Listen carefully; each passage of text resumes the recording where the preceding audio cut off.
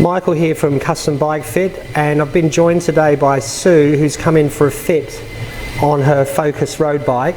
So Sue does triathlon. She's been doing some Olympic distance and some 70.3 distance, and she's come in for a fit today to be optimised on this bike. And I've just straight away just got to start riding and having a look at her position, and there's a few things that I can notice straight away. So the first thing, we see here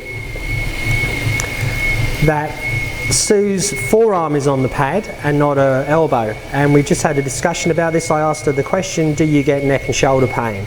To which she's replied yes, and that's because she's not being supported. Okay, we can also see that she's sitting well back on the saddle, so she's not engaging early through the pedal stroke, which means she's losing a bit of power.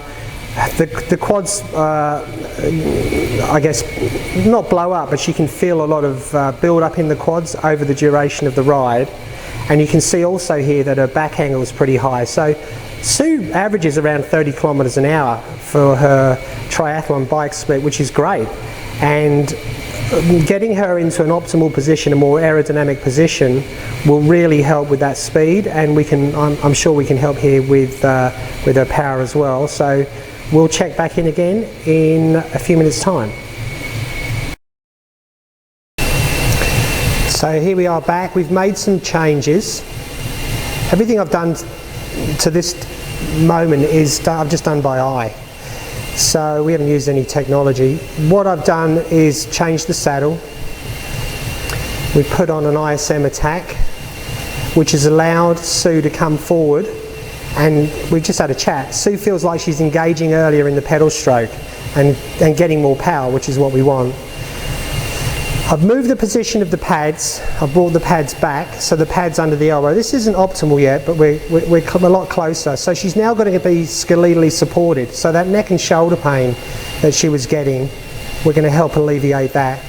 And I've lengthened the extensions as well. I've also dropped her at the front 30 mil. When I told Sue that I was going to just slam her down at the front, she was concerned. 30 mil is a big drop. But Sue, how do you feel in this new position? Fantastic. Yeah. So straight away, and we haven't finished yet, but we've changed the saddle, we've dropped to 30 mil, we've changed the position of the pads, we actually changed the cleat position as well. She's racing this weekend, so it'll be very interesting to see how she goes, but you know, the wrong position is the wrong position regardless of when the race is, so I don't have any problem changing the position a couple of days before the race. And as you can see, the back angle is a bit lower, but it's still, in my opinion, too high. Sue's flexibility is not bad at all, so if she was on a time trial bike, we'd get her a lot lower, but we're getting there. So we'll check back in again in a few minutes' time. So I've made a few other small changes to the saddle height and to the position of the pads.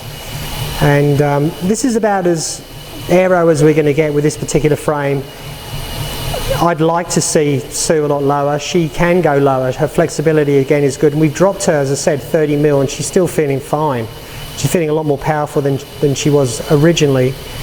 But if you look again at this bike and we look at the depth of the head tube, it's just not good for time trial.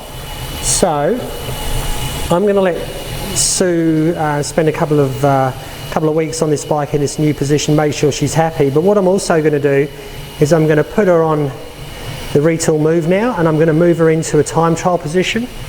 I think the right bike for her is something like a Cervelo P2, P3 in a size 45 with 650 wheels. So I'm going to emulate that geometry and just give her a feel before she leaves. Okay, so now we've got Sue on the retool move. I've set this geometry for a P2, 45 centimetre, and I've changed the crank length. She's on the crank she's on currently on her road bike are a 170, and I've taken this to a 162.5. And you can see, nice flat back angle. She's so much lower. This is probably a back angle of about 22 degrees, maybe even lower. And she was at 37, I think, on the road bike. And Sue? It feels good, yeah? Yeah. So people are often concerned that they can't get comfortable on a time trial bike. we can bring her up at the front, that's not a problem if we need to, but often the time trial bike is more comfortable than the road bike, so don't be afraid of being low. And having the opportunity to sit on one of these jigs really helps, number one, the penny drop, but also gives a level of confidence that you are going to be comfortable in a time trial position on a time trial bike. Because what we were looking to do with the roadie is change the stem, and we'd have to make some wholesale changes and we wouldn't be able to get anywhere near this, so we're throwing more money at that bike, which isn't optimal. And I think Sue's decided that she needs to get herself a time trial bike.